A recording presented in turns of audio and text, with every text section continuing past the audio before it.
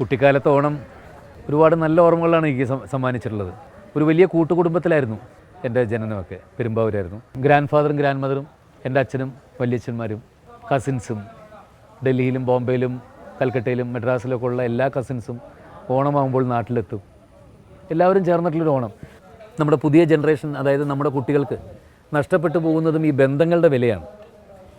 അവരുടെ അടുത്ത് ശരിക്കും അച്ഛൻ്റെ ജ്യേഷ്ഠൻ്റെ മക്കളാരാ, അനിയൻ്റെ മക്കളാരാ, കസിൻസ് ആരാ, ഫസ്റ്റ് കസിൻ, സെക്കൻഡ് കസിൻ എന്ന് ചോദിച്ചാൽ ഇപ്പോഴത്തെ കുട്ടികൾക്ക് അറിയില്ല. അപ്പോൾ അന്നത്തെ കാലത്ത് അവരെല്ലാവരും ചേർന്നിട്ടുള്ള ഓണം എന്ന് പറയുമ്പോൾ വളരെ സന്തോഷമുള്ളതാണ്. 10 ദിവസം പൂക്കളം ഒരുക്കുകയും ഓണവുമായിട്ട് ബന്ധപ്പെട്ട് വരുന്ന ഒരു കളർ സിനിമ, അല്ലെങ്കിൽ ഓണസമയത്ത് എത്തുന്ന ഉത്സവപ്പറമ്പുകളിലെത്തുന്ന ചെറിയ ചെറിയ സർക്കസ്, ഓണച്ചന്തകൾ. പിന്നെ പെട്ടെന്ന് ഓർമ്മ വരിക പഴയ മിമിക്രി വേദികളാണ്.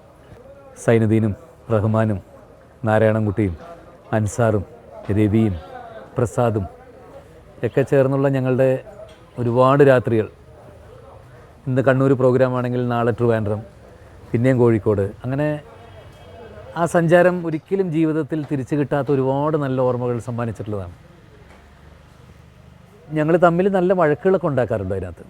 ഇപ്പോൾ എല്ലാവരും വിചാരിക്കും മിമിക്രിക്ക് ഭയങ്കര സൗഹൃദം. അതിൻ്റെ ഇടയ്ക്ക് നല്ല വഴക്കുകളുണ്ട്. എന്നാൽ പോലും ഈ രസകരമായ തമാശകളൊക്കെ പറഞ്ഞുള്ള ഈ യാത്രകൾ ഒരിക്കലും ജീവിതത്തിൽ മറക്കാൻ പറ്റാത്തതാണ്. കാരണം ഓണ സമയത്തായിരിക്കും ഏറ്റവും കൂടുതൽ മിമിക്രികളുണ്ടാവുക. ഓണവുമായിട്ട് ബന്ധപ്പെട്ട് ചിലപ്പോൾ ഒരു ദിവസം 2, 3, 4 പ്രോഗ്രാമുകൾ ഉണ്ടാവാറുണ്ട്. ഒരു പ്രാവശ്യം എനിക്ക് ഇപ്പോഴും ഓർമ്മയുണ്ട്, ഒരു ഓണസദ്യ നടക്കുന്ന സ്ഥലത്ത് ഞങ്ങളുടെ പ്രോഗ്രാം ബുക്ക് ചെയ്തു കലാഭവൻ്റെ. അപ്പം ഞങ്ങൾ അച്ഛനോട് ചോദിച്ചവിടെ, ഈ സദ്യയൊക്കെ നടക്കുന്നിടത്ത് അച്ഛൻ കുഴപ്പമില്ല പോയി നടത്തിക്കൊള്ളാൻ പറഞ്ഞു. അങ്ങനെ ഞങ്ങൾ നേരെ പോയി പ്രോഗ്രാം കറക്റ്റ് സദ്യ തുടങ്ങുമ്പോൾ മിമിക്രി തുടങ്ങിക്കൊള്ളൂ എന്ന് പറഞ്ഞിരുന്നു. എപ്പോൾ ഇല വെച്ച് അവിടെ സാധനം വിളമ്പണോ അപ്പോൾ നിങ്ങൾ തുടങ്ങിക്കൊള്ളൂ എന്ന് പറഞ്ഞു. അങ്ങനെ ഫുൾ സദ്യ നടക്കുന്ന സ്ഥലത്ത് ഞങ്ങൾ മ്യൂസിക് ഇതായിട്ട് അപ്പുറത്തെ ആൾക്കാർ മുഴുവൻ കളികളാ അത് അങ്ങനെ കംപ്ലീറ്റ് ആൾക്കാർ തിന്ന് ഈ ഇലയൊക്കെ കൊണ്ട് കളയണ സ്ഥലത്ത് ഞങ്ങൾ നിന്നിട്ട് അങ്ങനെ ഞങ്ങൾക്ക് മാനസികമായിട്ട് ഭയങ്കര വിഷമം തോന്നി. ഒരാൾ പോലും ശ്രദ്ധിക്കുന്നുമില്ല. ഈ ഊണ് കഴിച്ചിട്ട് ചില പിള്ളേരൊക്കെ ഫുൾ കഴിച്ചിട്ട് സ്റ്റേജിൻ്റെ സൈഡിൽ ചേട്ടാ ആ പ്രൈം കാണിച്ചു. അങ്ങനെ പിന്നെ ഞങ്ങൾ അച്ഛനോട് വന്ന് പറഞ്ഞു, അച്ഛാ ദൈവത്തെ ഓർത്ത് ഈ സദ്യയും മറ്റും നടക്കണ കല്യാണ വീട്ടിലും ബുക്ക് ചെയ്യരുതെന്ന് പറഞ്ഞു. അങ്ങനെ ഒരു ഓണസദ്യക്ക് ഒരു പ്രോഗ്രാമിന് പോയ ഓർമ്മയുണ്ട്.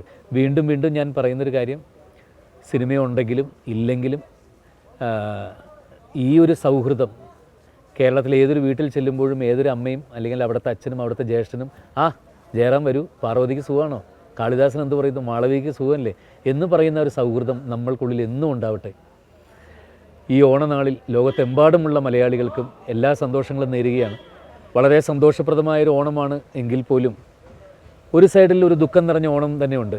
പകർച്ചവ്യാധികളും അല്ലെങ്കിൽ സാമ്പത്തിക മാന്ദ്യവും എല്ലാം കൊണ്ട് ഒരുപാട് കഷ്ടപ്പാടുകൾക്കിടയിൽ ഓണം ആഘോഷിക്കുന്നവരുമുണ്ട്. എങ്കിലും നമ്മളുടെ ഈ ദേശീയോത്സവം എല്ലാം മറന്ന്, ആ ഒരു വലിയ തമ്പുരാൻ പറഞ്ഞ പോലെ എല്ലാം മറന്ന് ഒത്തൊരുമിപ്പോടു കൂടി എല്ലാവരും ഒന്നുപോലെ എന്ന് പറഞ്ഞ് ആഘോഷിക്കാൻ ഒരു നല്ല മനസ്സ് ദൈവം നമുക്ക് തരട്ടെ എന്ന് ആശംസിക്കുന്നു. എല്ലാ അമൃത TV പ്രേക്ഷകർക്കും എൻ്റെയും എൻ്റെ കുടുംബത്തിൻ്റെയും സ്നേഹം നിറഞ്ഞ 1000 ഓണാശംസകൾ.